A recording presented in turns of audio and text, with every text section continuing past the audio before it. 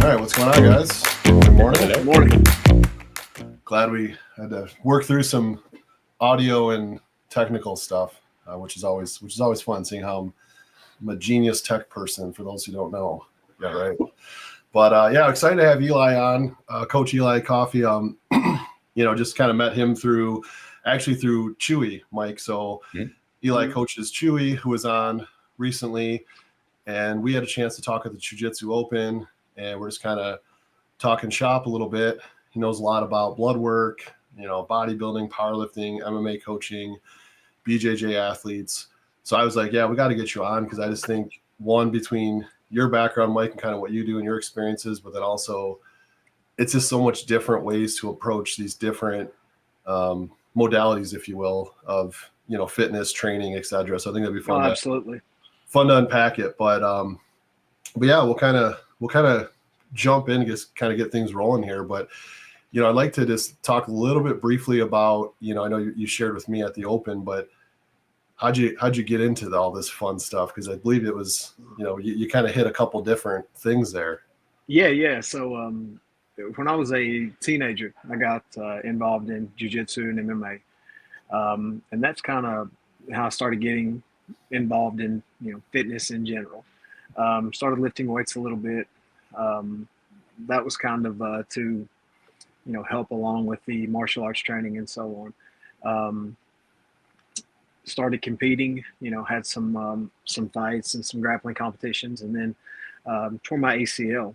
And yeah. And that kind of led me to get more serious about the lifting. And because I lost a lot of tissue in my lower body, I didn't have insurance at the time, so I had to put off the surgery. And so then I got a little bit more serious about the lifting, and thought, okay, well, I kind of enjoy this, and strength kind of came a bit more natural to me, so I started pursuing that as well.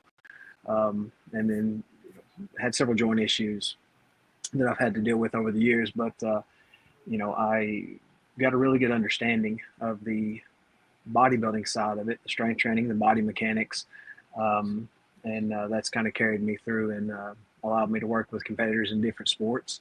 And then I've dabbled myself in competing at each of them, but yeah, it started probably, I'll be 40 this August. Okay. And so I started in my teens with martial arts and stuff, and then started competing in bodybuilding and powerlifting in 2014.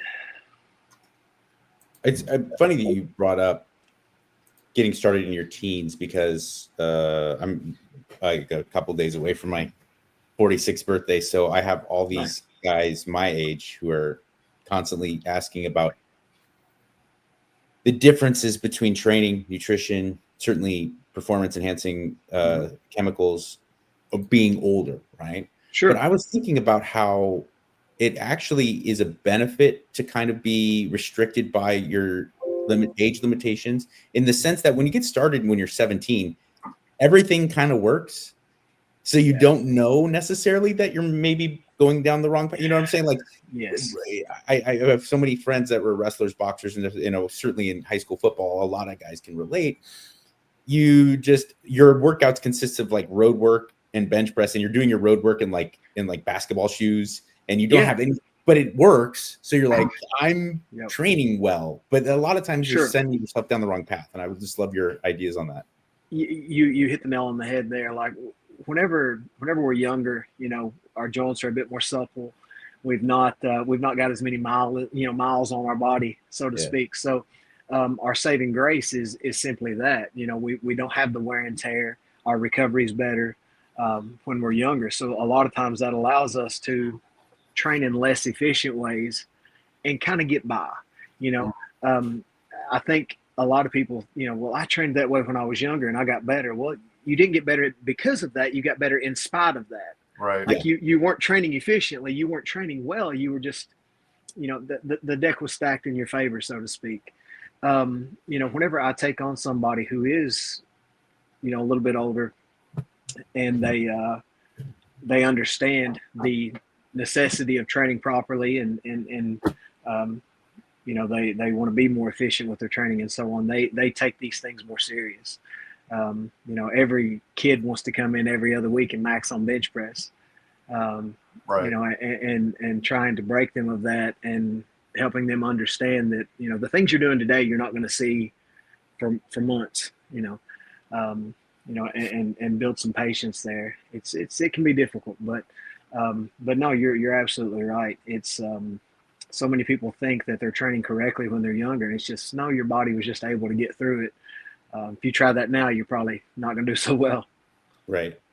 I see it most noticeably with nutrition too, because Yep. unless you're really just genetically screwed, Yeah, like if you kind of train a little when you're 19, you can go with the Taco Bell and six-pack diet.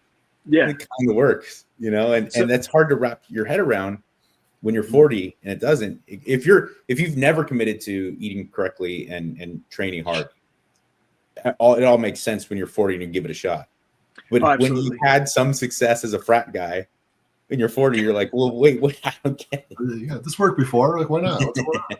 Yeah, and I said this to someone the other day. You know, if someone is 20 years old and they have abs, you could chalk that up to numerous things. If someone is 40 and they're in great shape and they're jacked, only, you know, an understanding of what they're doing and hard work is the only reasons for. Yeah, simply put. Good point. You know, so when you're younger, again, things are a bit more forgiving. Your metabolism's probably in a better place. Your testosterone ideally is going to be higher than at any point probably in your life. You know, and again, you can get by with some of that.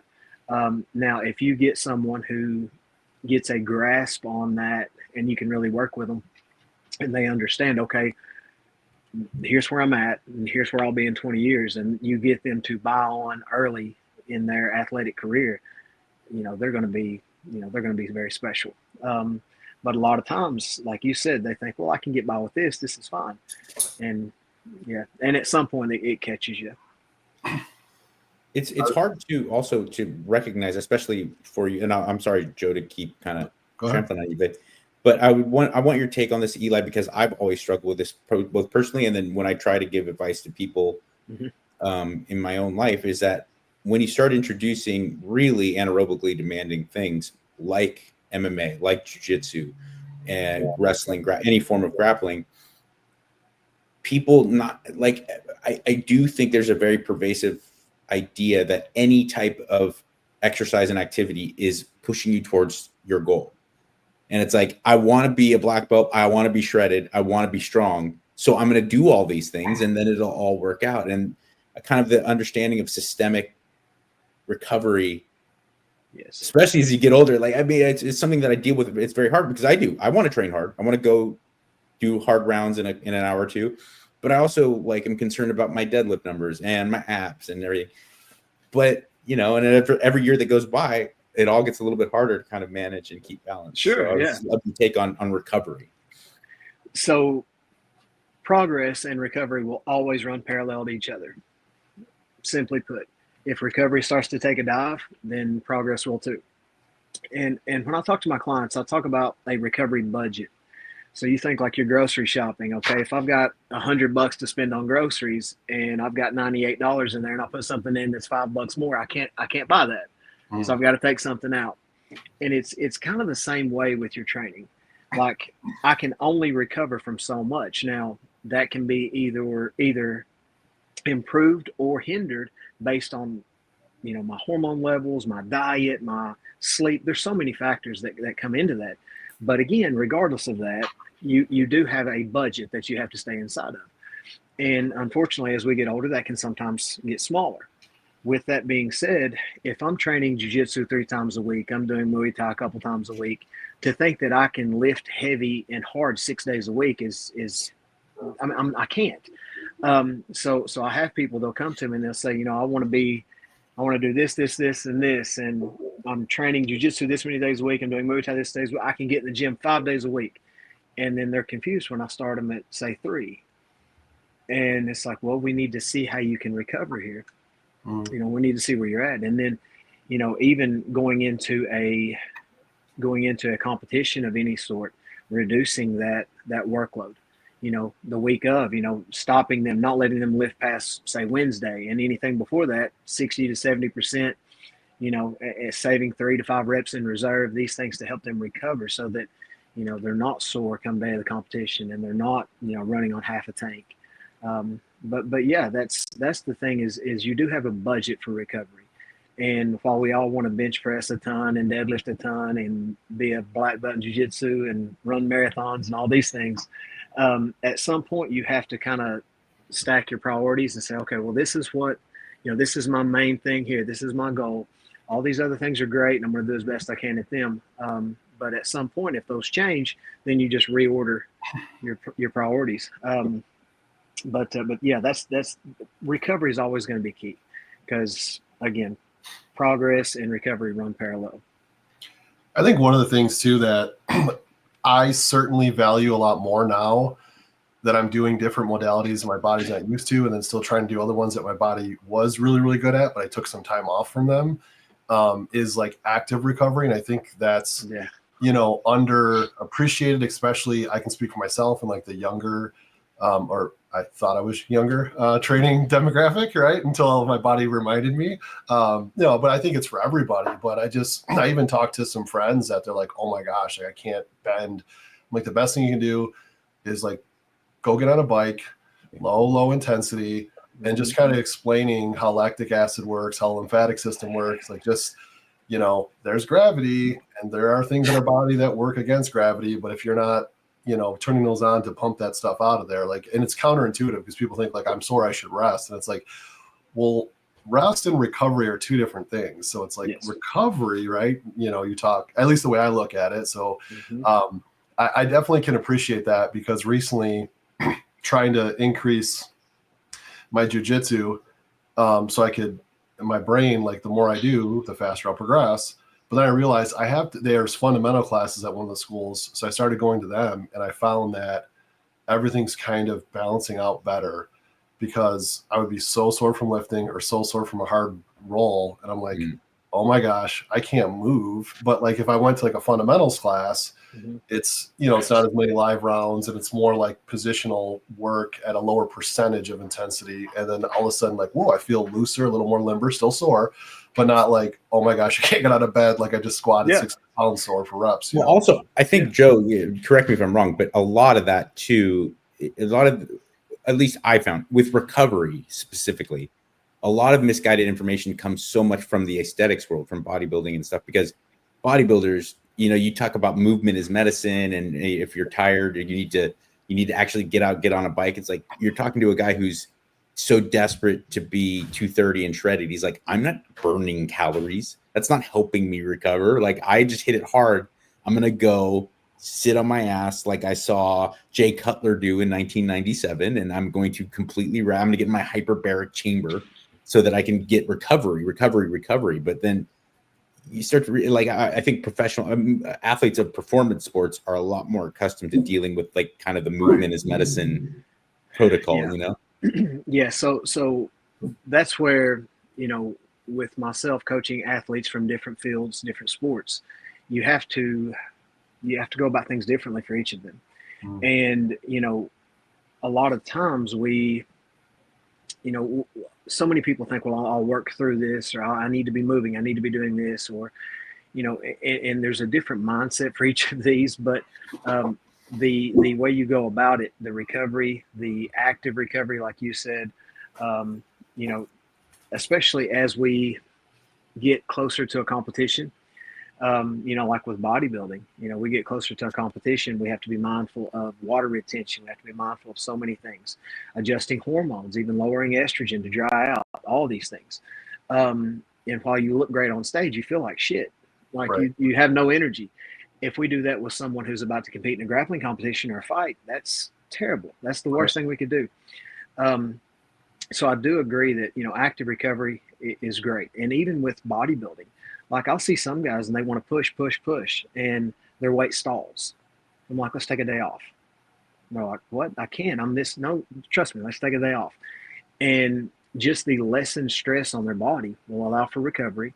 You'll see the next couple of days, all of a sudden they get a little drier, they get a little, tighter. Their weight maybe comes down because we've assisted with cortisol levels, and Even, sometimes you'll see guys and they'll go, they'll take like a weekend vacation or something, or they'll take a couple days off, or they'll do something. Now, they've had less work. All right. Maybe they even went out and had a beer with some friends or whatever. And you'll see them maybe the next day or two. In some cases, they'll look a little better. They'll feel a little better. Maybe their weight responds in a positive way. And the only thing that all those scenarios have in common is less stress. Mm-hmm. So they've actually lowered stress levels in that individual. So their body starts responding a little differently. And that's not outside the norm too, So that's why like a lot of feedback from the client is always very, very helpful, and transparent feedback, like I know everybody wants to be a big, tough guy and so on, but giving transparent feedback to your coach, and being very much objective with your feedback, helps so much as to see what's going on, how they're feeling, what we need to do here. But yeah, there's things to be considered depending on the sport. But I 100% agree with active recovery, even like going into a bodybuilding show, like just a 20-minute walk at a normal pace to aid with digestion, anything. Right. Oh yeah. Yeah.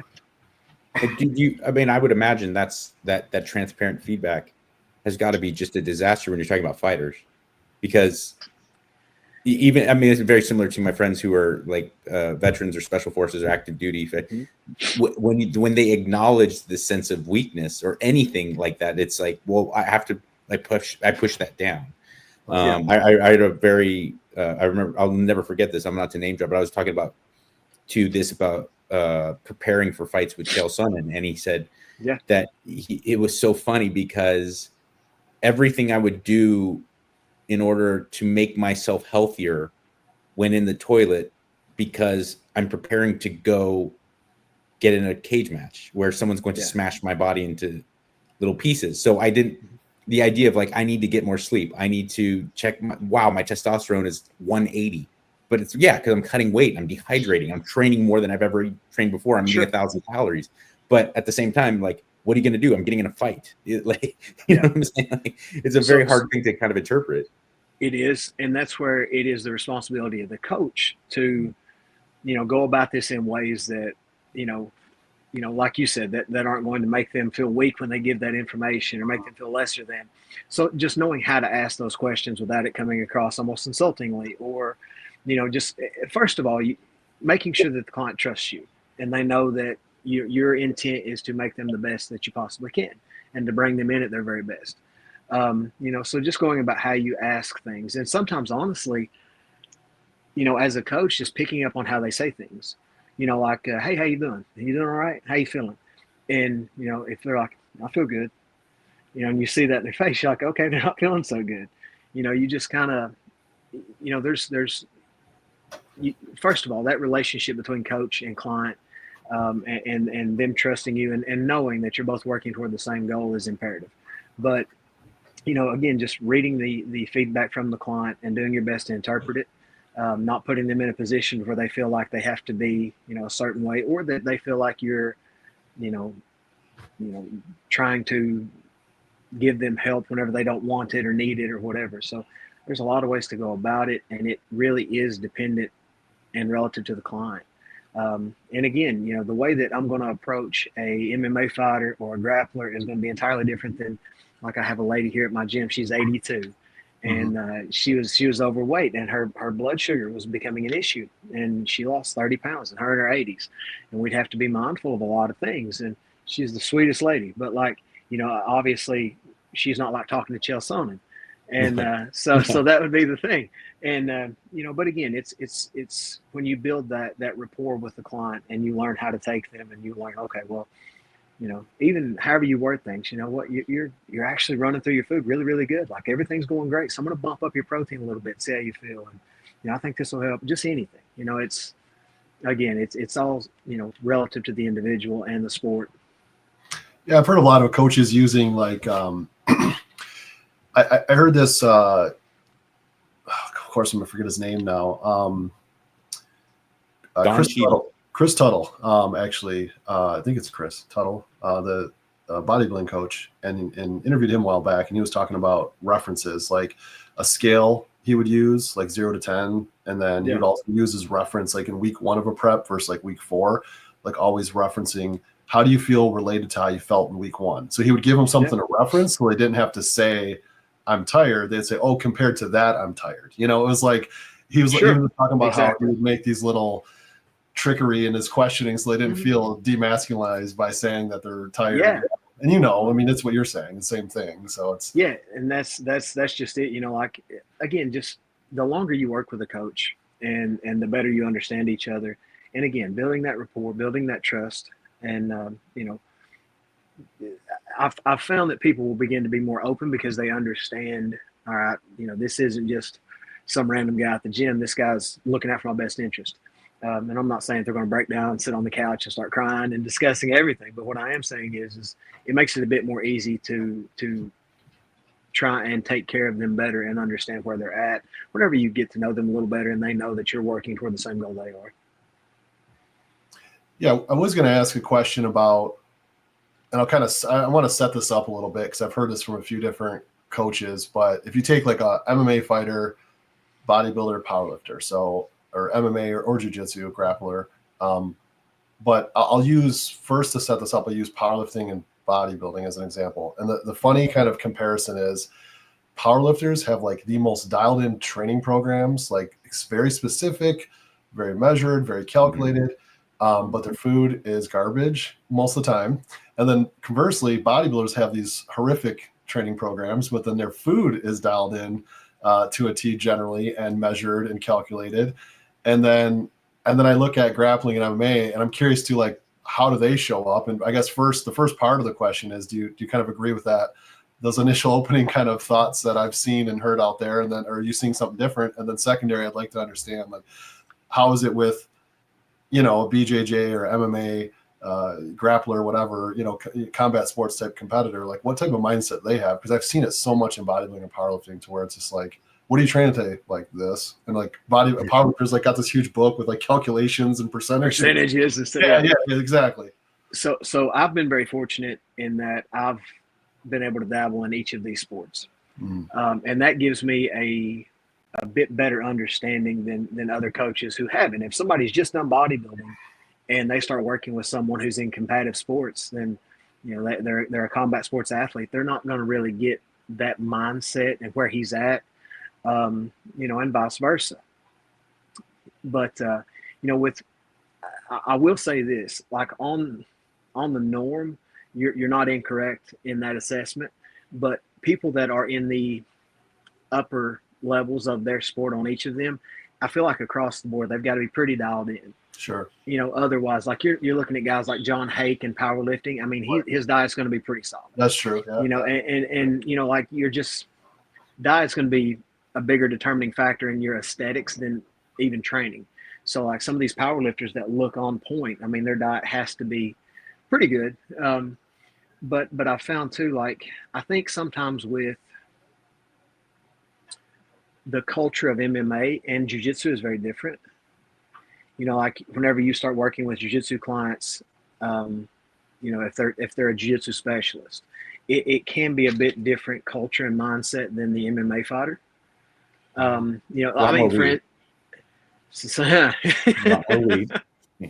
But even like if you look at the audience at both these events, like it caters to a different crowd. And you know, but with that being said, I think they often look at, you know, diet and nutrition, like or diet and you know, strength training as almost an afterthought. It's like, well, this isn't my main thing. And you know, whereas you have guys who really stand out in their field, they apply that same intensity to everything they do, you know, doing the routine things routinely, so to speak. But with bodybuilding, you know, obviously, again, diet is a bigger determining factor in your aesthetics than, you know, sometimes even training or anything. So there's no room for error there. But also, whenever we start looking at a weight cut for, you know, for MMA or grappling, if we're waiting till the last, let's say we've got a guy and he's doing an IBJJF competition. Well, you weigh right before you get onto the mat. So if we do a big water cut, okay, cool, we made weight. But now he's going out there, he's not hydrated. Screwed. His blood sugar is going to drop. He's going to cramp. He's going to feel like shit. So there are, the sooner you can get him dialed in on a diet and get him in a place where we can, maintain and hold that weight, and get him to a spot where he can hydrate a little bit, have a little bit of food, sip on some dextrose or something prior to the match, anything that's going to allow him to compete at his best. Again, with bodybuilding, if you feel like shit, that's fine as long as you look great. Right. That's the thing. It's actually part of the deal. Like, if you don't feel like shit, you kind of get worried. Right. Yeah. I would always use that as kind of like my compass. It's like when I start feeling, whenever I don't want to bend down and pick something up, like when my energy is like that, if I drop something, like, I'll get that shit later. It's fine. then that's when I would be like, okay, we're making some progress here. But yeah, it's just, when you're training for a performance sport as opposed to an aesthetic sport, Right. The cut is a bit different. But with the training, as you had mentioned, I think sometimes, like I said, the MMA guys, the jiu-jitsu guys sometimes think of that as an afterthought. And you'll see guys that don't, and there is a big difference, not everybody is that genetic outlier who can just do a little bit here and there and still be a killer. For most people, it's going to take applying that same mental fortitude and that same, intensity across the board. Well, you even said, and then everything changes when you get into the top tiers, because even people who even those people who are extreme genetic freaks, if I remember distinctly Kobe Bryant talking about it, not with me, but like in an interview I came across where he said that, yeah, I could play in the NBA. I could be on the Lakers when I was eating McDonald's 3 times a day. And it's like, I didn't become Kobe Bryant until I started paying attention to diet, recovery, strength and conditioning. Yeah. And you look at, there's probably plenty of people, certainly in generations past, that made it to Bellator, made it to the UFC, eating pizza and drinking beer. Mm-hmm. George St. Pierre didn't do that. No, there was never a time when that, you know what I'm saying? That did not happen. So 100%. You kind of see how things deviate once you get to the top tier. Yes. And oftentimes there is, I refer to an unconscious incompetence when it comes to diet, nutrition, working out, because most of the information people have, they got from an infomercial, and they just kind of regurgitate what they heard on TV. But you see people and they'll see those athletes that are eating McDonald's and they're a pro athlete. Well, they don't realize they're not doing that well because of that. They're doing that well in spite of it. Right. And if they really got dialed in, then they could be on the upper side of their window of potential, even more so. But a lot of people will see that and think, well, it's okay because they do it. Well, you're not him. And even he could do, and benefit better from being dialed in across the board. Yeah, I was curious just speaking of kind of dialed in for, combat sports, comparing to, say, bodybuilding, usually about 4 weeks out, you want to be pretty much stage ready so you can kind of cruise in. Maybe if someone's pushing a little harder, maybe 3 weeks out, you really want to kind of cruise in to that show, as you kind of go into your final depletion and things of that nature. I'm curious to the approach in training relative to, conditioning with combat sports. When does the taper start? I know in swimming, it's another thing that's really calculated by a lot of coaches is how they start to taper down. They do a ton of yardage building up, and then there's a kind of a peak and then a taper. I'm just curious to what you have seen, have it be cardiovascular, just grappling conditioning, which is we all know is a different type of conditioning. If you've ever grappled, it's like, oh, this is different than being on a Stairmaster. Like, for sure, it's different than boxing. It's different than than Muay Thai. I mean, they're kind of separate things. Yep. So I'm just curious, what does that look like? Like the ramp, going in, how many weeks out, and then when do you kind of start to, tie it into the actual competition? So you hear the term peaking a lot when it comes to bodybuilding, but that's the case in most sports when it comes to an event. What we mean by that, a lot of people say, well, that's just when you're coming in at your best. They say it, very simply. But really, in all actuality, you're peaking, meaning that, when you get to the peak of that mountain, the other side drops off, right? Well, that's the concept here is we're to a point to where if we push too far, we compromise our nervous system, our renal system, like so many things. Cardiovascular, everything can be compromised if we push over that peak. So, ideally you're at a point to where you're as best you can be, but you've not went so far as to, hinder yourself and actually backslide on some of that or compromise your system even. With bodybuilding, you get to a point to where sometimes you may have to up food a little bit if somebody's peaking too early. Right. Or, you if they're behind, you may have to pull even more to make them peak at the correct time. And then you'll begin to, ideally, if somebody is in a good position, you can reduce cardio. You'll reduce intensity that week of the show. Soreness is inflammation. So we don't want to be sore going into the show, because if you have inflammation, then you're going to be a little bit more smooth. You're going to be a little bit more blurry. And all those things will hold true too for the other events. I don't want to push somebody where they're going into a fight sore or anything like that. The peaking there would be, so for instance, recently, Brandon Reed, he competed in a quintet in Montreal. Brandon's an ADCC athlete. He's a brown belt under Chewy, an exceptional athlete. He had always wrestled at heavyweight, so he never had to cut much. And then he had to, so quintet, they weigh, everybody, and it's a group total for your weight. Well, Brandon had to be 239. They figured what everybody needed to be, so he had to come in 239. Well, about 3 weeks ahead of time, he competed, and we were about maybe 256 or so. Yeah. So, big guy, yeah, and solid. I mean, he's an athlete. Moves like a welterweight. He's ridiculous. But anyway, so out of the gate, didn't really give him a big refeed after his comp there. Just had to be mindful. And then I reduced his carbs a little bit from there. So as you're storing glycogen, 1 gram of carbs will attach to 3 grams of water. So we start to pull a little bit of carbs, you burn a little bit of glycogen, water goes with it. So we begin to see his weight adjust a little bit.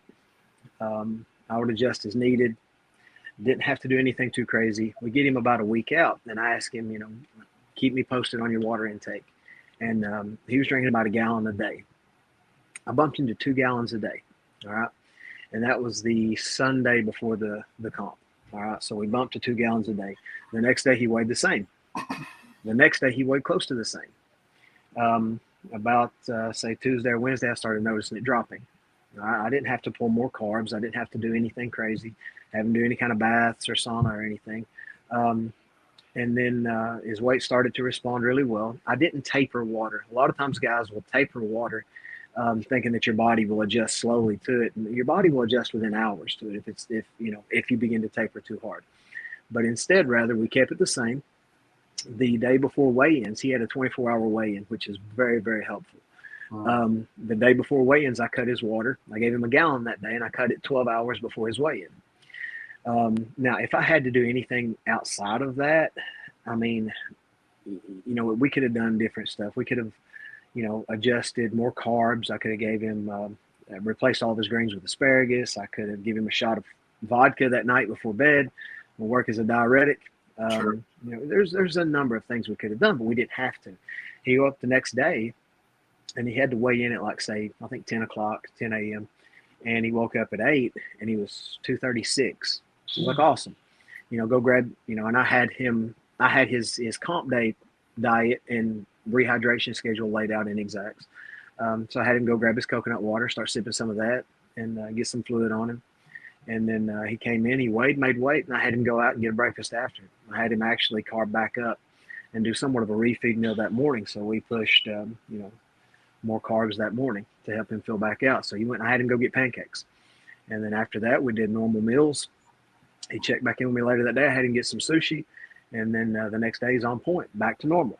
And we have, some dextrose and some electrolytes and so on to get him through his matches and whatnot. He's solid.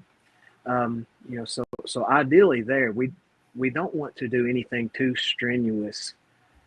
Ideally, especially if you weigh in close, like an IBJJF comp, you're weighing in right as you take the mat. So I like to have somebody walking around and training at the weight that I need them to weigh at. Mm-hmm. That's extremely helpful. If we have to do anything crazy there and we're, really depleting them, then we're not going to perform well. Same with a fight. So if we get 24-hour weigh-in, all we can do so much. Like we can begin to adjust in a number of ways. Even down to the point if it's really a hard cut, we can do baths. We can do a number of things to really get that down, and then in a very calculated manner rehydrate the athlete, replenish electrolytes, restore glycogen, and then have them feeling better by the day of the competition. Are you using any kind of sodium adjustments that last week, or having them add sodium or not? I mean, it sounds like they're eating out, so probably naturally just from where they're eating, they're getting a lot of sodium after the weigh-in. I had him eat out after the fact, and I considered that in his sodium intake. Got it. Now going in, I don't want to adjust sodium unless it is a last ditch effort to really pull water off someone. I really want to avoid adjusting sodium. Yeah. Sometimes I will adjust food to increase potassium, which will offset sodium. Say we need to pull a little bit more, maybe I swap out some of his rice for sweet potato, and then that'll increase potassium, which offsets the sodium, which will help us pull a little bit more water.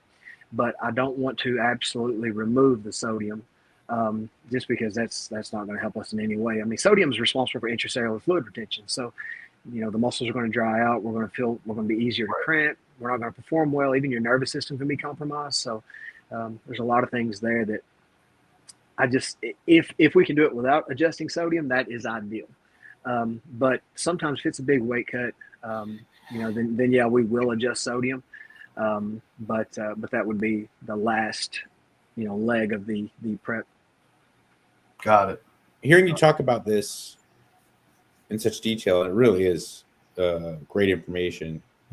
I'm as you're saying it, getting the chills of knowing how many internet gurus are out there giving such watered down or distorted advice to people who are desperate to take it. And I'm not in the business of like lobbing bombs and criticizing people, but the internet has made it so that people can get access to incredibly nuanced information, but they're getting kind of distorted views of it.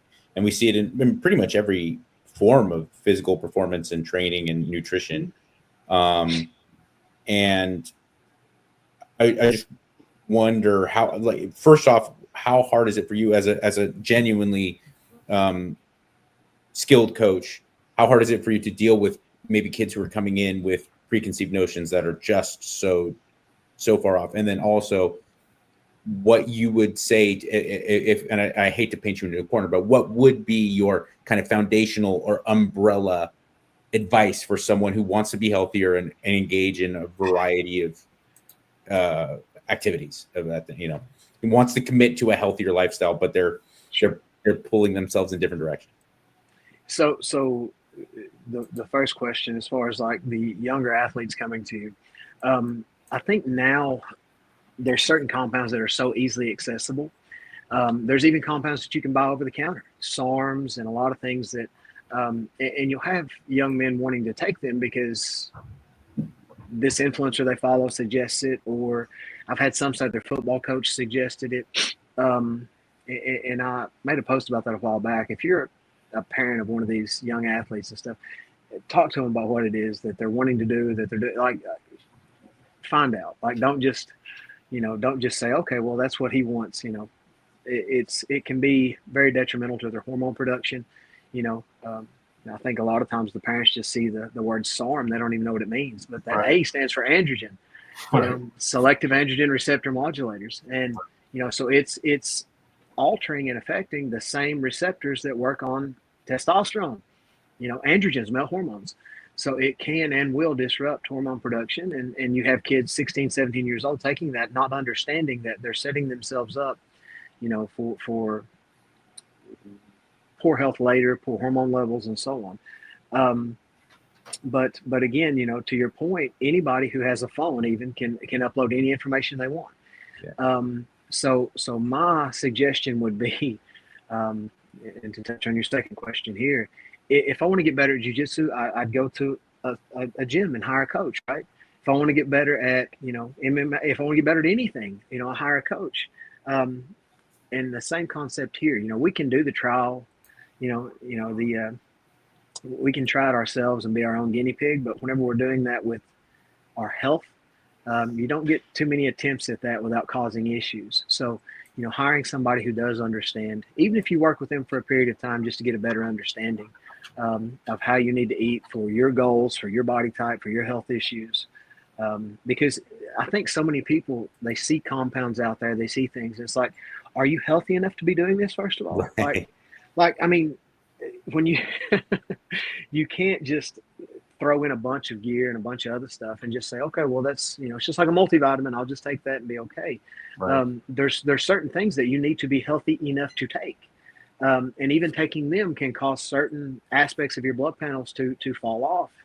Like if your cholesterol's in a horrible spot already, chances are you don't need to be running a boatload of tests and taking a bunch of AIs that's going to, harm that again, So my suggestion first, whenever people say, well, I want to do this, or I want to compete, I want to do, especially in ways of bodybuilding, it's like, get with the coach and get healthy.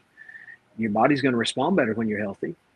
It's, if you've got excess body fat and you've got insulin resistance, you're not even going to respond well to carbs. How are you going to grow and get better without actually putting on more body fat? So getting healthy first, getting your blood panels in check, and then, should you decide to go onto other levels or into deeper water with those things, then discuss it with a professional. But just because you can acquire products doesn't mean that you have any knowledge on them, and you need to be taking them without help and assistance. I was going to say, I think you made a really good point there, because I've always seen it in the more extreme cases with athletes using higher amounts of compounds and such. And some of them kind of have a general understanding of, okay, if my gut health's off and my liver function is trashed, the liver helps regulate our blood sugar and all the signaling from our gut and nutrient absorption, just to name a few things. Like if these are off, the efficiency or effectiveness of what you're trying to add is going to be so subpar. So much so that even in our clinic, I've seen general health people, I've seen women that are on a replacement therapeutic dose of like testosterone, they're perimenopausal, and for whatever reason their testosterone's crashed, and it's optimal. It's peak where we're taking them up to that edge, and they're like, I don't feel anything. And then you get in there and we do some more diagnostic testing and see, your body's not absorbing it or methylating it right or processing these things. And other, I had another situation where a lady had an estrogen imbalance. She had estrogen dominant symptoms, so she kept adding progesterone. She was menopausal. And it's like, well, wait a minute. Your estrogen, what's going in is fine. So like, what's going on? And we found out, there's phase 2 and phase 3 detoxification of estrogen. And it's like, well, once we tested those things, we're like, your body's not clearing it very well.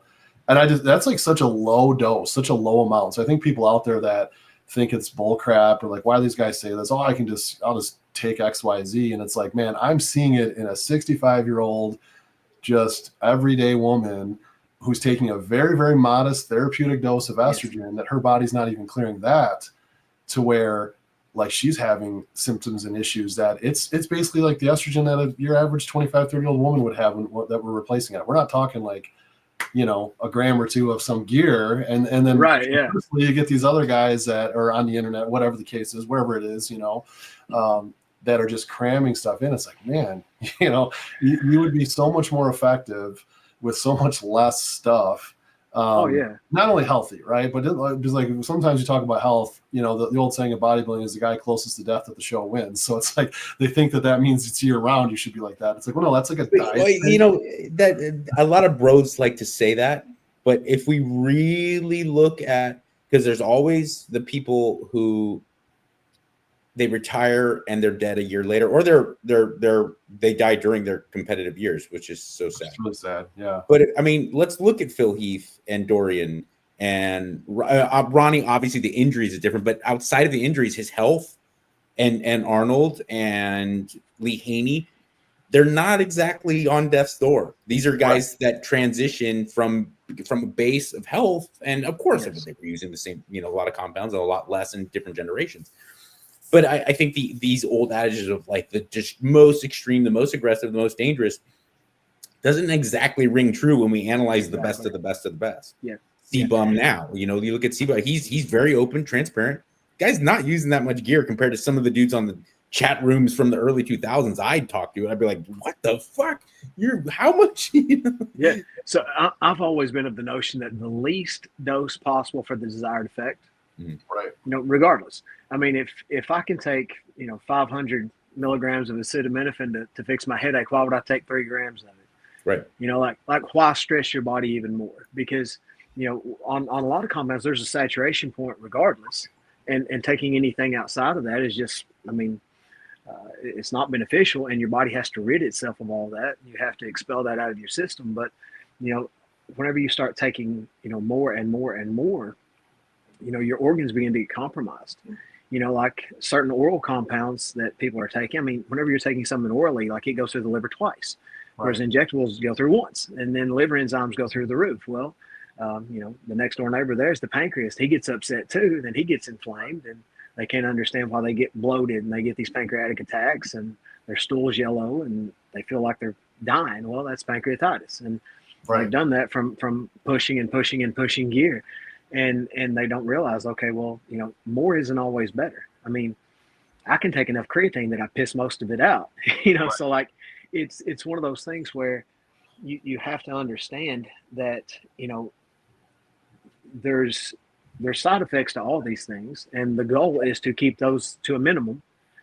And you do that by taking a, you know, calculated dose for your body type, for your particular self, and then, you know, making sure that ancillary drugs are in place so as to avoid that. And there's some things that I think people don't even consider. You hear guys, I don't know how open we can be about all this, but you know, like you'll see some guys that they won't know. They'll just take things and they'll take like a Nornitine drug, and then they're having progesterone issues and they think it's estrogen.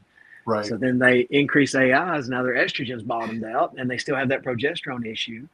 And, you know, all that from not doing blood work and not seeking professional help.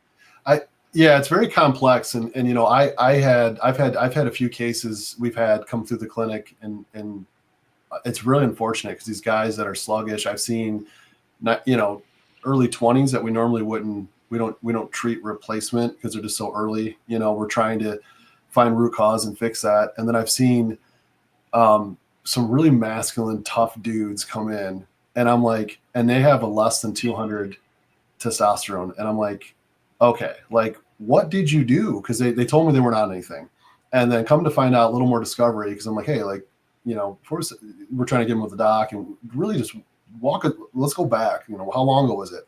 You know, one case was 2 years ago, took SARMs. Well, SARMs doesn't shut off, right? Like, oh man, like, you don't, no wonder you feel like crap. He has next to no estrogen production in his body, because men need estrogen as well, and that's a whole other conversation. Yes, they do. Anyone can Google it or put it in ChatGPT, right?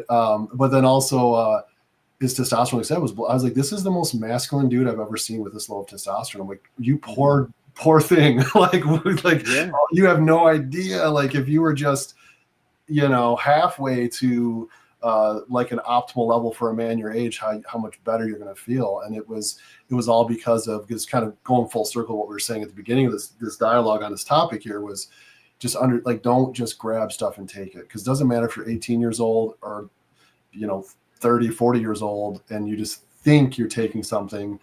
People, it's like, pause, understand it. If you don't have the bandwidth to understand it, like, there's pharmacokinetics and there's pharmacodynamics, like two different things, how the medication affects your body and how your body, you know, interacts with that medication. And that's a little different for everybody, but there's some general things to understand. And SARMs is the biggest one I see, where people are like, no, I never did anything. Let's reclassify anything. Let's walk through your supplements. And all of a sudden SARMs at the end of the list of supplements. And I'm like, that's why your body's not even barely signaling to produce anything. Like, this is not, you either were hitting the gonads, you're hitting the head hard with something, you know, you had some kind of traumatic event, or you took something. Like, maybe there's a third category that you're just really, really unfortunate. That's a very, very small percentage of people, but generally it's those two things. Like, something here happened. I hate being the guy who's just like going to get online and start criticizing stuff, but I don't mind criticizing the internet. And I'm going to criticize, because that is the number one thing that bothers me so much, is young men who they say, you know, I'm not going to go down that route of getting some gear. Okay. Cause that's dangerous, but I'm going to take all things I see, like research chemicals, SARMs, and everything. And I go like, there's no long-term research on it. We have no idea what overall this could be destroying your body inside, right? This new chemical that you got from, kickasslabs.com. There's like 100 years of research on bioidentical testosterone, but you're against using that. And I'm not sure. Look, I'm not trying to pump up the idea of people getting on tests. My point is that I talk to so many 22-year-old guys that are like, I'm not going to go start slamming that in my body. But I'm using Ostarine at 5 billion milligrams. I go, okay, let's analyze this. They've been studying how the body responds to testosterone since like the 20s. And we know, and every bodybuilder, we can tell you exactly dosages, what's going to happen and what you should do when this responds with it. But you're going to take the stuff away. No one knows. No one really knows. It makes me so angry. I think so many people, because they can just get it over the counter in some of these supplement stores, I think they chalk it right up there with a multivitamin or creatine or whatever. Yeah. Because it's not like they don't have to, there's no shady way of buying it. You don't have to try to, whatever. So like, like you can just go in, use a credit card and buy it. The guy hands it to you with a smile and tells you have a great day. I used to get GHB at like GNC. So it's not just like put that blanket on it, like, oh, you get it over the counter. I used to go buy bottles of GHB. Yeah. It was pretty sweet. But yeah. And again, it kind of goes back to just, it's made easily to acquire, and people will do this without having any sort of understanding of it. But I mean, for instance, just again, like how it affects your body. Like I have people that I coach that have thyroid issues, and they'll take their thyroid medication, and then they'll go get blood work done, and all of a sudden their thyroid function, their TSH and everything is still out of whack. And it's like, well, when are you taking it? Well, I take it first thing in the morning. Okay. Are you eating near that? No, I'm waiting, X amount of hours after. Okay. Do you take anything else? Well, not really. Well, what's not really? Well, I take like I take my calcium, magnesium supplement, and I take okay, well, there we go. The Cal Mag is going to actually lower acidity in the stomach. So the drug's not going to absorb the same way and be broken down the same way. So you've offset your Synthroid, whatever you've been taking, by just simply taking this multivitamin with it. And then now you don't get the benefits of that drug. Your TSH is still elevated. It's not where it needs to be. And we're not seeing any of the benefits from this drug just because you took a multi or you took an antacid with it or whatever. But they don't think that there's any issues with they can't get in trouble just taking something over the counter. You certainly can. I do want to transition to blood work next, but that's such a great point, because gosh, my heart goes out to some of these people, from young fit athletes to the struggling to lose weight middle-aged woman who's just taking all these things that counteract each other, or at least counteract the effectiveness. Like maybe they're not going to be rushed the ER or whatever, but just exactly what you just said. Like someone sitting there, I'm going to be healthy, I'm going to take my Cal Mag, whatever, right? It's like, it just re-emphasizes where it's like, get a coach, figure this stuff out. I had somebody, a family member was all pumped up, getting on his health kick. And I found out, they found out, I should say, there was a couple products, but one specifically was the wrong type of magnesium why they're buying it. I'm like, did you notice when you're at Costco, there's one for $20, there's one for 60. Like, did that cross your mind? They go, no, you say it. I was like, who's the dumbass buying the one for 60? I'm like, because they're different. Like they do different things, and how they're, and obviously the difference between like methylated B vitamins versus B vitamins and all these different things. Like it's complicated. And if you're not passionate about this and you're not in it, it's okay. Like even if I just try to encourage people to hire a good coach like yourself. Thank you. And even look at it like an investment in your education. It is. Just you'll know it for the rest of your life. You'll know it for the rest of your life. You're 25 years old, like, oh man, it's a lot. I got to pay this guy, $200, $500, whatever it is. But like, imagine how much you just spent in, taking German polka dancing history class in college or whatever thing is, right? Like you spent a couple grand on that as a part of your curriculum for your degree. Just spend a little bit, and then find a coach that has a heart of a teacher to kind of walk through and explain the why behind it. And from there. And that's it. I mean, ideally, you're not going to work with a client for the rest of their life. Right. And so you want to give them the tools that they need to continue to live in a healthy manner, eat in a way that's going to be, beneficial for their health and their goals. But there's so many things to consider. I think, like, somebody can get online and they can do a small nutrition course, they can get a trainer certificate, all these things. But it's like, okay, well, if somebody's on Coumadin, are we going to just tell them to eat any kind of greens they want? Are we going to, because we can mess with their blood thinners that way. If somebody, the mag supplement, all right, are they going to get mag citrate? Because if they are, they're in for a rude awakening.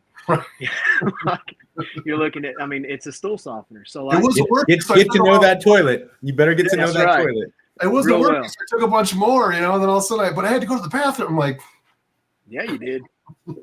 Also, magnesium fights for the same receptors as iron, so you can cause an iron deficiency from overdosing mag. So there's just a lot of things to consider. It's you can seldom just change one thing in the body without having upstream or downstream changes as well. So, but that's the thing, and I realized that thankfully when I was a younger athlete, then I began working with a coach, and I was like, oh, yeah, I don't know anything.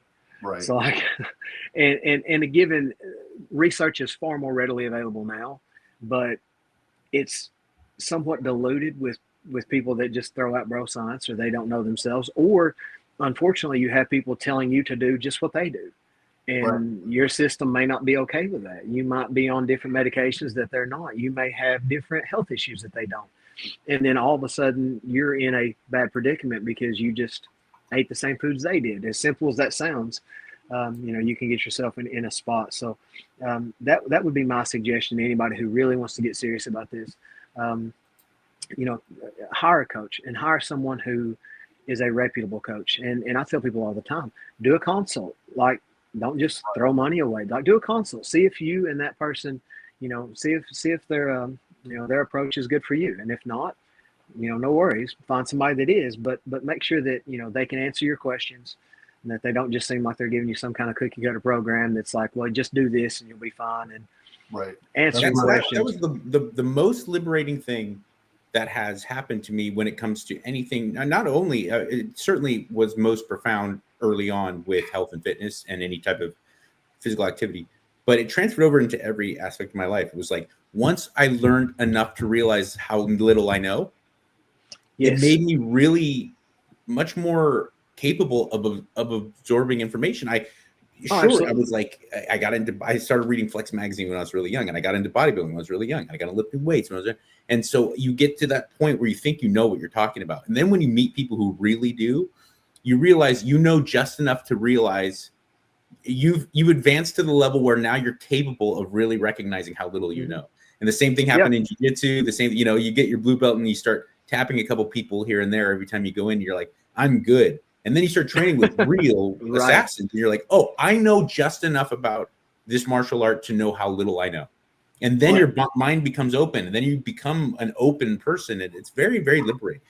There's a, I think it's referred to as the Dunning-Kruger effect. Mm-hmm. And you have people, and they'll watch an infomercial, for P90X and learn about muscle confusion. And now they know exactly how to get big and strong, all these things, or they, and it's greatly over, you think you'll know a lot more about something than you really do. You know a little bit about it, and it's just enough to kind of get you in trouble sometimes. Right. But, that's the thing is, and that's what I was saying earlier about that unconscious incompetence in the ways of, fitness and nutrition, just because there's so much, there's so much information out there that's subjective, like any of these things that you're seeing being thrown around, a lot of times it's to sell you something. And for some reason, that's the product that you need, and you've got to have it, and you've never tried it. And that's probably the only reason you're not in shape. Right. And, they sell the people on this, but when you get to a point that you understand enough that you're not so easily swayed and so easily fooled, then it's kind of like being conscious of it. Now you're conscious of your own incompetence, and you can kind of learn from there. And it, just like with jiu-jitsu and so on, it's like, okay, yeah, I really don't know as much as I thought I did. These guys really do. And same with any of this. It's but that willingness to realize your cup's kind of empty. You need to be educated. I did want to ask a little bit, just, there's a lot of markers out there, just kind of blood markers and things. I'm sure, we could be a whole nother episode on that, but what are just a couple key ones when you're looking at an athlete? You can pick whichever, if there's different modalities. Are there any key markers you look at in blood work to just kind of determine maybe something in their blood that's holding them back from peak performance, or something that is kind of a flag for you? Like where's the first spot you go when you get a panel? Like what are some things you look at? So I like looking over like a complete wellness panel to begin with, but then also if they can get thyroid panels and hormone panels, that's awesome too. Sure. Because from a medical standpoint, we have within normal limits.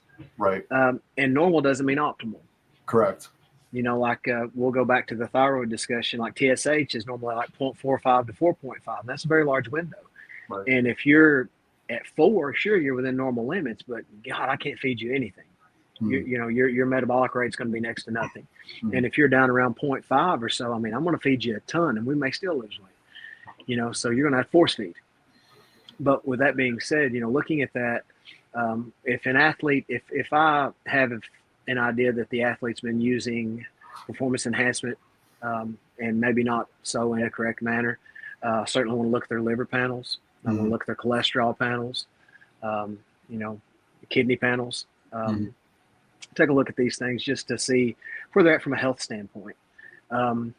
Just basic information that kind of gives me an idea on, well, have they been taking care of themselves? Have they been really, overdoing this a bit? And they say they've been on a maintenance phase or TRT for a period of time. Like, have they really given their body a chance to recover and reset? Right. And that's the case before you really want to push anybody into anything, too extreme. But looking at what they're taking and kind of seeing if the markers match. And then inside of that, when you do see that, see if there's anything you can do to assist. Looking at blood sugar, fasted glucose, A1C, these things. It's like, okay, well, they're not to the point that they quite need a prescription med. So can we add some supplements that would help? Like, look at adding like, even cinnamon, chromium, berberine, these things to assist with blood sugar. Or, I've got clients that have PCOS, polycystic ovarian syndrome. Yep. And sometimes like myo and D-chiaro inositols will have a similar effect as metformin in the body. Yep. And we can utilize those at a point to assist with blood sugar, which is kind of a big deal when you're trying to get weight off of someone. Right. Maintaining blood sugar levels, because as we get excess body fat, we begin to be resistant to insulin.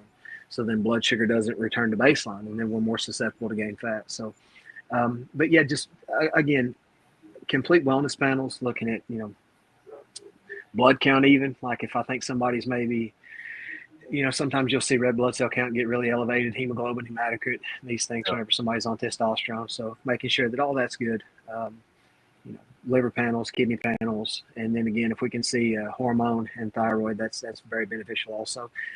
For men, prostate enzymes as well. Sure. Is there anything you ever see like post competing or post competition, or if you have a concern with fatigue, is there anything you test there, or do you primarily go off of just the, kind of the feedback from the client, or is there anything you maybe see that, aligns in the results? So the feedback is always going to be, so I have clients check in weekly. Now they also can contact me through the week if there's any issues. I want to be proactive rather than reactive. So if we run into an issue, shoot me an email, shoot me a text, talk to me.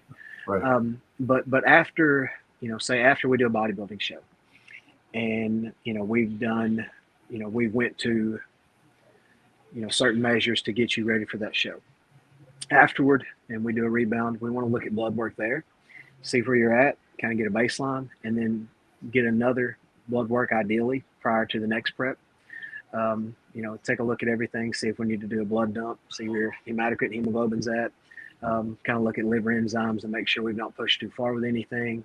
And again, this comes back to transparency from the client as well, in that they're not thinking, they're adhering to the program rather than say, well, I know I'm supposed to take this, but if I take twice this, or I do, because that can get you in a bad spot. But also cholesterol levels, especially if we're using an aromatase inhibitor, cholesterol levels can greatly be compromised. Cool. Well, appreciate you jumping on with us today. Just kind of want to go. Yeah. Thank you so much. I greatly appreciate it. I thought we would go around one last time as we kind of wrap. I know you got clients in the gym that's busy there, and Mike's got some young college wrestlers he's got to go choke out. And I'm actually going to go train with Cain Velasquez today. Oh, nice. I'm happy to name drop this time. Yeah, so I'm very lucky that there's a Kane has a seminar at my academy. He's friends with Tim That's awesome. Kennedy, who he lined that up, and I'm more than happy to show him what a real man is. That's awesome. But yeah, we'll have, for everybody out there, we'll have all the information in the show notes for Coach Eli to kind of find him and connect with him. Obviously, he covers a wide range of different modalities and goals that you have, but I definitely encourage you to check him out and check out his content. He's on Instagram as well, and try to get some more information for you out there. But yeah, just thought, any closing thoughts to kind of the viewer or listeners out there, Eli, as far as, if they're looking to get into any of these three sports, just kind of any closing thoughts, words of advice that kind of you would tell to maybe a young or a newbie kind of coming into the sport. I mean, like we said earlier, you can progress with trial and error, but it kind of, whenever that's at the risk of your health or your joints or, your physical fitness, you only get so many chances. You can only do so many trials before it starts to be detrimental to your health. But so I wish I had hired a coach sooner.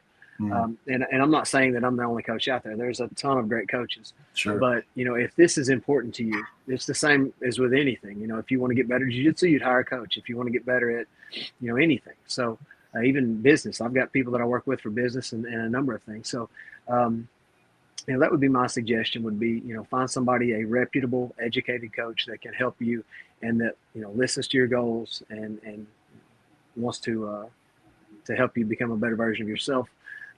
And looks at things in an individual approach for you. That would be my biggest suggestion for people out there, especially, and the sooner you do it, the better, and even like to your point, look at it like an investment because it's an investment in your health. I still have people that I work with. I have people, that I coach that help me. I coach, several surgeons and doctors here in town, and they help me oversee things with my own health. And so it's really important to get, a good understanding of what you need to do for you and not just looking at, well, this guy does this online, so I'm going to do it. So, yeah. Mr. Catherwood, any closing thoughts from you, sir? I would like to run one thing by Eli because he's such a sharp guy and he works in different modalities with athletes in different modalities. I would like you to help me end an argument that I've been having with a lot of people. Okay? I'll do my best. I've been getting in an argument with people a lot about there's no need for anyone who isn't a power lifter to deadlift and squat, right? And they say, well, you could find other ways to hinge. You can find other ways to squat, to find the squat pattern. And I say, true, does provide a lot of lumbar stress at the same time. I also think that the overall bang for your buck is so high that if you were to really work hard to learn how to squat and deadlift very well, and you just titrated the weight down, you're not trying to win a competition, that if you were to be very responsible with the two lifts, that the overall bang for your buck is higher and it would be worth it. I would like to know your opinion as a coach of athletes in many different sports. Okay, so first let's talk about what these things are.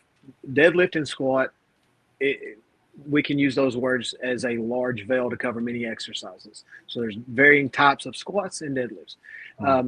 Now, with that being said, the two exercises in the gym that are going to recruit and activate the most amount of muscle possible is a deadlift and a barbell back squat.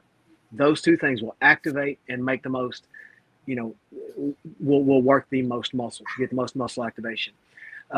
Furthermore, if you have two young men and say they're twins and they eat exactly the same way, they've got the same genetic makeup and they both want bigger arms, and you take, brother A and he just does bicep curls and tricep pushdowns. Brother B does back squat and deadlift. Brother B will have bigger arms because of the response. That's saying that both of them are natural. We increase testosterone to increase nitrogen retention in the muscle, which leads to more protein synthesis, etc. Whenever we do this and we're working this much muscle, the body will see a greater need for recovery. It will thereby naturally increase nitrogen retention in the muscle, leading to greater protein synthesis, and that's done by increasing testosterone. So with that being said, unless you have some horrible issue with spinal compression or something, and even then you can still do squats. You can do goblet squats, you can do belt squats. Right. But I think that deadlifts and squats, I will always program them if it is an athlete, especially if we're looking for athletic performance, I think they're great.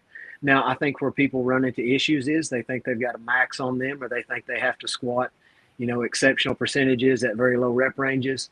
But to your point, it's not the exercise that's going to cause you trouble. It's your mechanics in the exercise. So as you're beginning to lift heavier and heavier, your margin for error becomes less. If your knees cave in, you got weak abductors. You got, you want to look at these things and make sure that mechanically you are able to do them correctly before you start getting into, very high percentages where the risk begins to be more. But I think squats and deadlifts are great. If you can do them, do them. You should. Thank you. All right, I appreciate that. We'll end on that. Thanks everybody for tuning in. We appreciate that. We'll have a bunch of information and more contact in the show notes. I think we just stumbled on a whole nother episode that we'll definitely have to dive into in the future. So, thank you so much.